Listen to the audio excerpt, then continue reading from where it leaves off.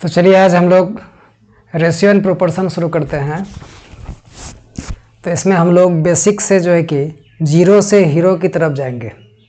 ठीक है, तो सबसे पहले हम लोग बेसिक कंसेप्ट देखते हैं कि हम लोगों को क्या क्या इसमें जानना चाहिए, क्या क्या पढ़ना चाहिए। ठीक है, तो सबसे पहले आप तो जानते हैं कि हम पहले बेसिक ही बताते हैं ताकि आपका बेसिक क्लियर रहे।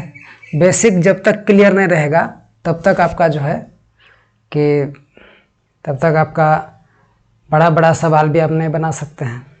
इसी वजह से पहले आप बेसिक को ज़रूर देखिए।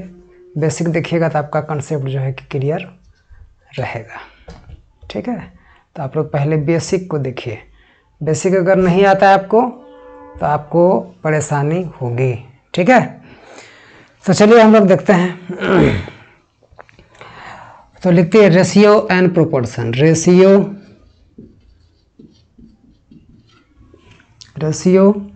And proportion. Ratio and proportion. ठीक है, इसको हम लोग कहते हैं, रेशियो का मीनिंग होता है अनुपात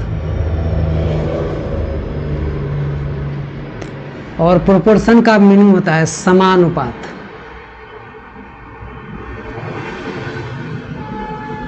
ठीक है, रेशियो का मीनिंग होता है क्या? अनुपात। प्रोपोर्शन का मीनिंग होता है क्या? समानुपात। ठीक है, तो अनुपात का सिंबल होता है इस टाइप का, समानुपात का सिंबल होता है इस टाइप का। ठीक है, इसको हम लोग कहते हैं रेशियो और इनको कहते हैं हम लोग प्रोपोर्शन। क्लियर है? अब देखिए इसका मीनिंग क्या होता है। इसका मीनिंग होता है कि डिवाइड। इसका जनरली हम मीनिंग कहेंगे, इसका मीनिंग क्या होता है? डिवाइड। और इनका अगर कहें तो हम इसका मतलब कहते हैं बराबर, इक्वल टू। समझ रहे हैं? तो इनका मीनिंग होता है क्या? इक्वल टू, और इनका मीनिंग होता है डिवाइड। क्लियर है? तो अब देखिए कि इसी पर हम लोग जो है कि आगे वर्क करेंगे।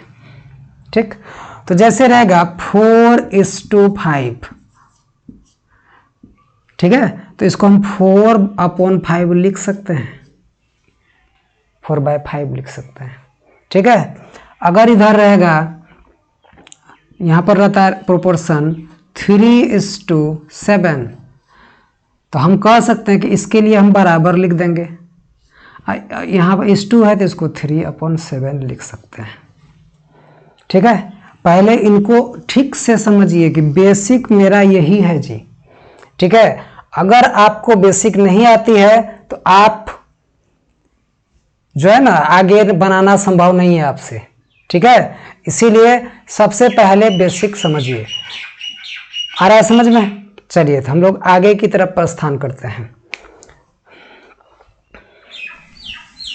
Ratio and proportion. रेशियो देखिए, आप लोग ना घर में बात करते कितना रेशियो में मिलाया जी, सीमेंट बालू कितना रेशियो में मिलाया। रेशियो मतलब क्या? इसका कितना भाग और उसका कितना भाग, इसी को हम लोग कह रहे हैं कि रेशियो कितना रेशियो में मिला है। समझ में आ रही है बात? अब यहाँ ध्यान दीजिए कि अगर हम कहें कि 4:3 समानुपात 3:6, 3:5 ये ले लेते हैं। तो पहले इसको लिखना सीख लीजिए ठीक से कि हम 4:3 है, 4:3 है। देखिए 4/3 इसको लिखेंगे, इसके लिए क्या लिखेंगे? बराबर 3:5 है तो 3/5। क्या हम लोग आराम से लिख सकते हैं कि नहीं? बोलिए, कोई तरह का झंझट झमेला तो यहाँ नहीं है, नहीं ना है जी? तो चलिए, अगर नहीं है तो हम आगे बढ़ते हैं। अब यहाँ ध्यान दीजिए। अब इसके आगे वाला पड़ाव मेरा क्या है तो देखते रहें। देखिए, जब तक आप इक्वेशन बनाना नहीं सीखते हैं तब तक आपसे सवाल नहीं बनेगी। ठीक है, चलिए यहाँ देखिए, जैसे हम मान लेते हैं यहाँ कि x/4 समानुपात 16:8 मान लो ये ले लिया मैंने। ठीक। अब देखिए कि x अनुपात 4, तो यहाँ x/4 कीजिएगा, इसके लिए तो बराबर दीजिएगा आप, यहाँ 16/8 कीजिएगा। ठीक है, देखिए हम सिर्फ तेज बच्चे को नज़र में रख के नहीं चलते हैं जी, हम जो है कि कमज़ोर से कमज़ोर बच्चा को भी ब्रेन में रख के चलता है। ठीक है, इसीलिए शुरू में जो है ना, जो मेरा जो महारथी बचवा लोग हैं उनको लगता है कि क्या बता रहे हैं, पढ़वे किए हैं, है ना। आपका भी दिन यही था कि जिस समय कि आपको पढ़ा रहे थे ना, उसमें भी आप भी यही सीख रहे थे। ठीक है, इसीलिए जो पढ़ भी लिए हैं तो उनका जो है रिवीजन हो रहा है ठीक से। देखिए इस पर हम बहुत सवाल बनाते हैं, पता है ना आपको, किसी भी चैप्टर का सवाल हो, ऐसा नहीं कि हम उसका सूत्र से बनाते हैं, इनका लॉजिक मैं ज़रूर लगाता हूँ, क्योंकि ये कैलकुलेशन को बहुत इजी कर देता है, ध्यान देंगे। अब देखिए जैसे बराबर हुआ तो मैं स्टार्ट में बताया था, ये कैंची गुना कर लेगा, क्रॉस गुना करेगा। तो अब अगर इसको आगे फर्दर हम सोल्व करें तो हमको क्या मिलेगा जी, यहाँ से कि 8 × x 8x = 16 × 4 16 × 4 हुआ। अब देखिए कि 8 से यहाँ कटाइए, 8 2 × 16, 4 2 गुना कितना होगा 8, तो x का वैल्यू कितना हो गया मेरा 8। आ रहा है समझ में, x का वैल्यू कितना हुआ 8 हुआ।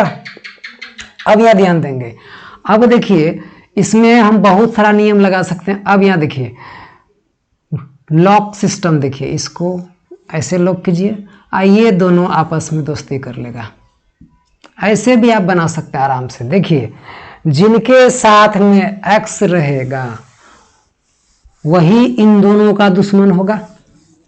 ठीक है, x किसके साथ में है, तब ये दोस्ती 8 से कर रहा है, तो 8 इनको काटेगा तो कितना होगा 8 2 × 16, 4 2 × 8, x का मान 8 हो जाएगा आंसर। क्लियर है, x का मान क्या हो जाएगा 8। समझ में आ रही है बात।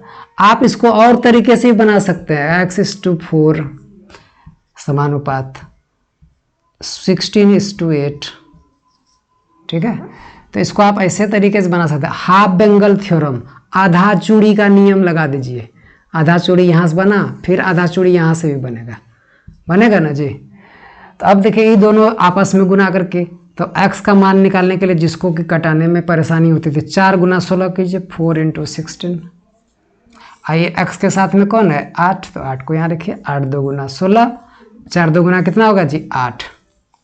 क्लियर है, तो आप इस ऐसे भी बना सकते हैं। क्लियर है, तो शायद आप समझे होंगे। तो हम आगे की तरफ बढ़ते हैं। ठीक है, तो चलिए, तो इस बेसिस पर पहले कुछ सवाल लेते हैं, इनके बाद हम आपको बताएंगे, बहुत सारा सवाल हम करवाने वाले हैं। ठीक, तो चलिए आगे सवाल बढ़ते हैं। सवाल मेरा है